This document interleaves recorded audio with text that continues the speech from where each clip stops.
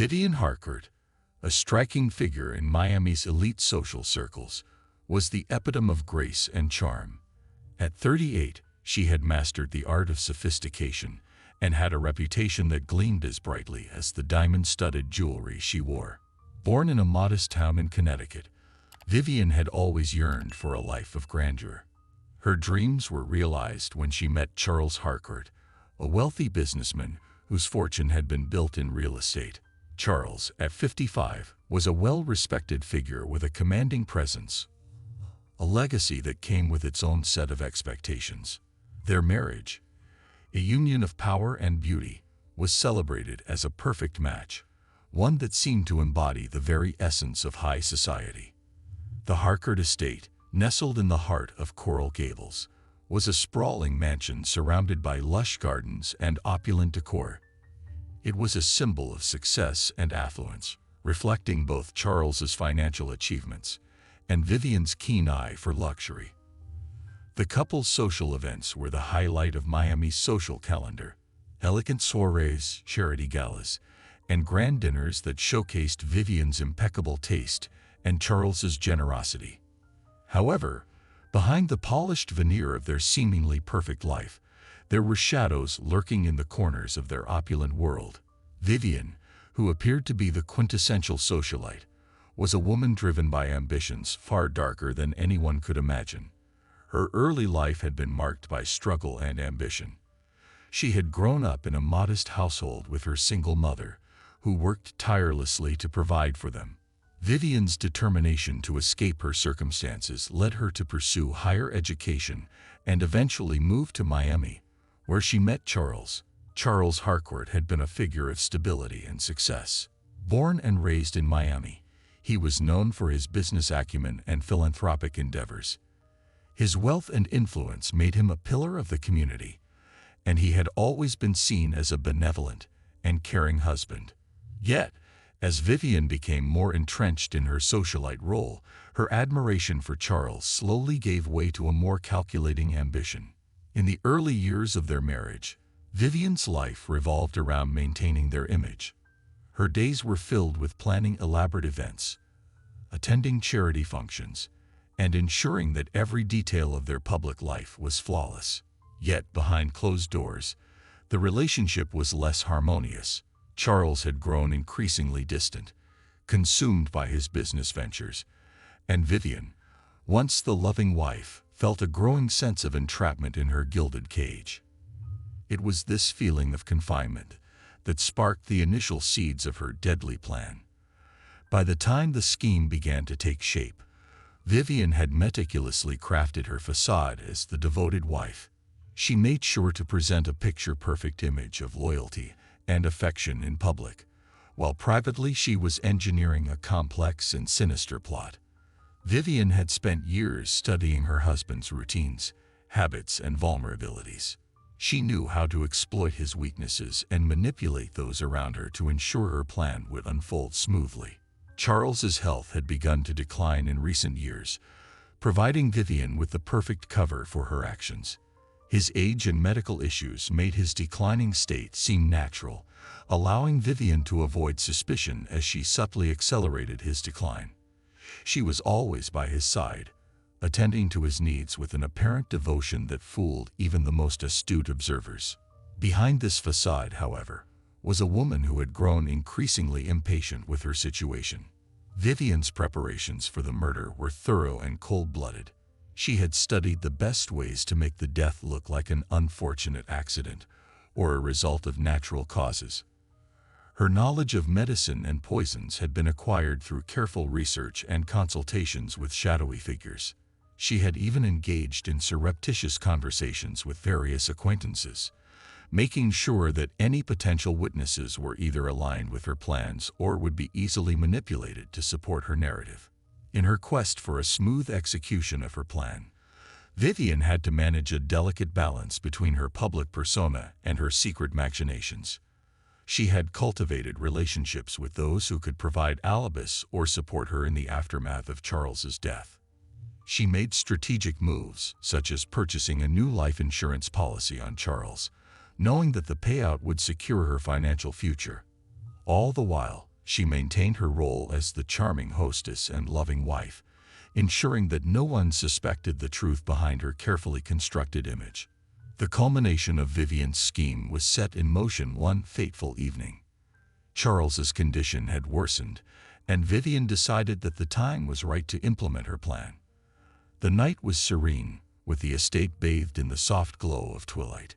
Vivian had arranged a special dinner to celebrate Charles's recent achievements in his business, a final act of public affection that would serve as her alibi. As they dined, Vivian's demeanor was impeccable, her smile unblemished, and her care for Charles evident. The guests, who were unaware of the underlying tension, admired the couple's display of affection. Little did they know that this was to be Charles's final meal, meticulously prepared by Vivian herself. The carefully chosen menu and the wine were laced with substances that would ensure a gradual and undetectable demise. That night, as Charles began to feel the effects of the poison, Vivian remained by his side, feigning concern and administering first aid. Her efforts to appear distressed and involved were convincing, and when Charles succumbed to his fate, Vivian's outward grief was both theatrical and heartfelt. The scene she presented to the world was one of profound loss, and in the chaos that followed, the carefully constructed evidence of an accident was left for investigators to discover. As the days passed, Vivian's performance as the mourning widow continued. She organized the funeral with a grace that drew sympathy from everyone who knew her. Yet, even as she managed to project a picture of grief and sorrow, she was already preparing for the next phase of her plan. With Charles's death, Vivian was poised to inherit his fortune and secure her place at the top of Miami's social hierarchy. Thus began the unraveling of the dark secret behind the facade of luxury and charm. Vivian Harcourt, once seen as a symbol of sophistication, was about to become the center of a scandal that would captivate the nation and reveal the chilling truth behind her seemingly perfect life. The evening of Charles Harcourt's death had been meticulously orchestrated, but as the days turned into weeks, the facade that Vivian Harcourt had so carefully constructed began to crack. At first glance, it seemed as if the death of Charles, a respected businessman and beloved figure, was nothing more than a tragic accident. But the cracks in the story soon began to show, drawing the attention of a determined investigator named Detective Laura Bennett. Detective Bennett, a seasoned officer with a reputation for solving high-profile cases, had been assigned to investigate the circumstances surrounding Charles Harcourt's death. Known for her sharp intuition and relentless pursuit of the truth, Bennett approached the case with a sense of curiosity that went beyond the obvious. To her, the death seemed too perfectly timed and too conveniently explained, raising questions that demanded answers. The initial autopsy results confirmed that Charles had died from poisoning, but the specific substance used was undetectable through standard tests. The coroner's report suggested a gradual buildup of toxins, pointing to a slow-acting poison. This revelation was both alarming and perplexing, as it suggested premeditation and a deep knowledge of toxicology. Detective Bennett knew this was no ordinary case of poisoning. Vivian Harcourt's public demeanor remained impeccable. She continued to attend social events, albeit with a more subdued air of mourning.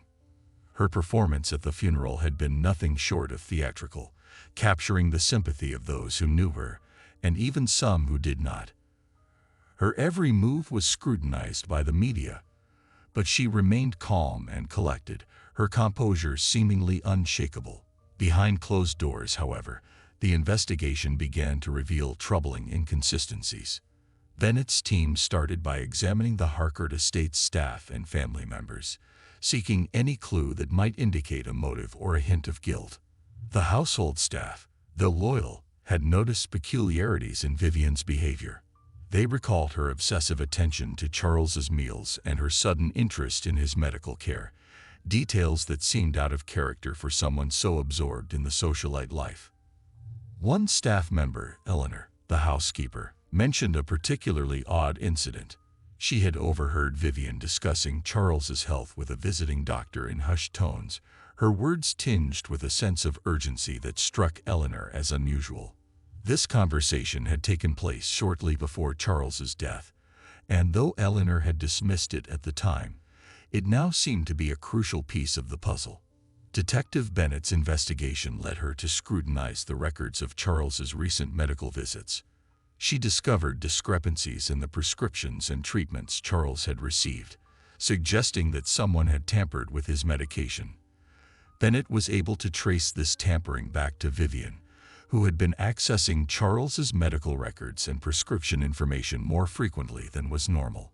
Vivian had been careful to cover her tracks, but her attempts to manipulate the investigation were evident.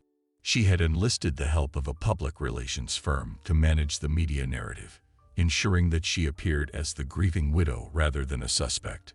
She had also gone to great lengths to ensure that Charles's death was portrayed as a result of natural causes exacerbated by his existing health problems. As Detective Bennett dug deeper, she uncovered evidence of Vivian's meticulous planning. Financial records revealed that Vivian had recently taken out a substantial life insurance policy on Charles, with herself as the sole beneficiary. This policy had been increased significantly just before Charles's death, a fact that raised further suspicion. Bennett found it curious that such a policy would be arranged so close to the tragic event, and it suggested a motive driven by financial gain. Further investigation revealed that Vivian had been seen meeting with various people in the weeks leading up to Charles's death. These meetings were ostensibly about charity events and social gatherings, but Bennett discovered that some of these individuals had connections to shady dealings and questionable practices. It seemed that Vivian had not only manipulated her inner circle, but had also sought out resources to aid in her devious plan. The turning point in the investigation came when Bennett discovered a hidden safe in the Harcourt estate study. Inside, she found a series of documents that detailed Vivian's plans and actions leading up to Charles's death. Among these documents were notes on poisons and methods to administer them, as well as records of meetings with various consultants. The safe also contained a draft of a letter Vivian had written, detailing her deep concern for Charles's health and expressing a desire to make sure he was well cared for. A letter that seemed to be a preemptive measure to establish her innocence. With this evidence, Bennett began to piece together the full extent of Vivian's scheme. The documents painted a picture of a woman who had gone to great lengths to cover her tracks and ensure that her actions remained concealed. Vivian had orchestrated the perfect crime, but the meticulous planning had also left behind a trail of evidence that was beginning to unravel. Despite the mounting evidence, Vivian remained outwardly calm. She continued to play the role of the grieving widow, attending charity events and public appearances with a grace that belied the gravity of the situation. However, her public demeanor began to waver as the investigation intensified. The media coverage grew more invasive, and whispers of suspicion began to circulate among Miami's high society. Detective Bennett's pursuit of the truth began to impact Vivian's social standing. The once revered socialite found herself at the center of a scandal that threatened to expose her darkest secrets. The pressure of the investigation and the increasing scrutiny from the public and media began to take their toll. Vivian's carefully constructed image of perfection was cracking, and the weight of her actions started to become apparent. As the investigation progressed, Bennett prepared for the next crucial step, bringing Vivian Harcourt to justice. The detective knew that the case against Vivian was strong, but she also understood that the final stage would require a strategic approach. The courtroom drama that was about to unfold promised to be as captivating as the case itself, with the potential to reveal the full extent of Vivian's cold-blooded ambition. In the meantime, Vivian continued to navigate the treacherous waters of public opinion and legal scrutiny, her every move being watched and analyzed. The tension between her outward composure and the mounting evidence against her created a dramatic backdrop for the unfolding story.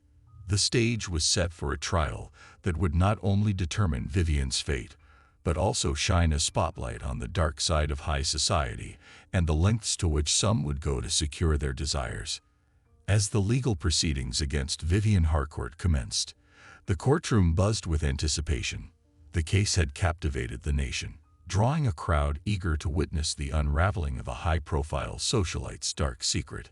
The trial promised to be a spectacle, not only because of its dramatic nature, but also due to the stark contrast between Vivian's polished public image and the shocking revelations that had emerged. The courtroom was a theater of intense scrutiny and drama. Vivian, dressed in her finest attire, sat with a composed demeanor, her eyes reflecting a mixture of defiance and anxiety. Her defense attorney, Harold Benson, a renowned lawyer with a reputation for his courtroom prowess, was determined to shield her from the charges. Benson's strategy hinged on portraying Vivian as a grieving widow who had been the victim of unfortunate circumstances, rather than a cold-blooded killer. The prosecution, led by Assistant District Attorney Maria Reyes, was prepared to dismantle this facade piece by piece. Reyes was known for her relentless pursuit of justice and her ability to connect with the jury on an emotional level. Her goal was to expose the full extent of Vivian's premeditated actions and to present a compelling case that would leave no doubt about her guilt. The trial began with opening statements. Reyes outlined the prosecution's case, presenting a detailed timeline of events and evidence that painted a grim picture of Vivian's calculated scheme. She described how Vivian had methodically poisoned Charles over an extended period, emphasizing the premeditation and the meticulous planning involved. Reyes highlighted the significant motive, the multi-million-dollar estate that Vivian stood to inherit. Benson countered by framing Vivian's actions as those of a distressed spouse who had been overwhelmed by the burden of caring for an ailing husband. He argued that Charles's death was a tragic accident exacerbated by his existing health problems, not a result of deliberate malice. Benson sought to shift the focus from Vivian's guilt to the emotional toll of her loss. The first key witness for the prosecution was Detective Laura Bennett, who took the stand to recount the details of the investigation. Bennett's testimony was detailed and methodical, describing how she had uncovered evidence of Vivian's tampering with Charles's medication and the incriminating documents found in the hidden safe. The detective's credibility and the thoroughness of her investigation left a strong impression on the jury. Next came the testimony of Eleanor, the housekeeper who had overheard Vivian's suspicious conversation with the doctor. Eleanor's account added a layer of authenticity to the prosecution's case, suggesting that Vivian's behavior had been out of character and indicative of deeper malfeasance. The jury listened intently as Eleanor described Vivian's meticulous planning and her apparent indifference to Charles's declining health. As the trial progressed, the courtroom drama intensified. Witnesses, including some of Vivian's closest friends and social acquaintances, were called to testify about her behavior leading up to Charles's death. Their accounts painted a picture of a woman who had been outwardly devoted but whose actions betrayed a more sinister intent. The defense's attempts to discredit these witnesses were largely unsuccessful, as their testimonies consistently reinforced the prosecution's narrative. One of the most pivotal moments in the trial came when the prosecution presented the draft letter found in the safe.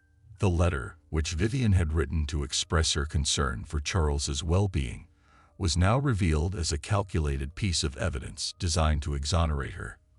The prosecution argued that this letter was part of Vivian's elaborate plan to deflect suspicion and manipulate the investigation.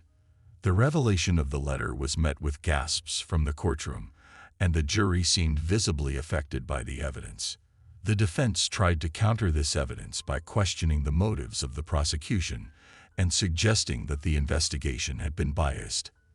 They argued that the evidence was circumstantial and that there was no direct proof linking Vivian to the poisoning. Benson also attempted to paint Vivian as a victim of the media's sensationalism, claiming that the public and the legal system had already made up their minds before the trial had even begun. As the trial approached its final stages, the emotional weight of the proceedings took a toll on everyone involved. Vivian's demeanor became increasingly strained, and the stress of the trial began to show.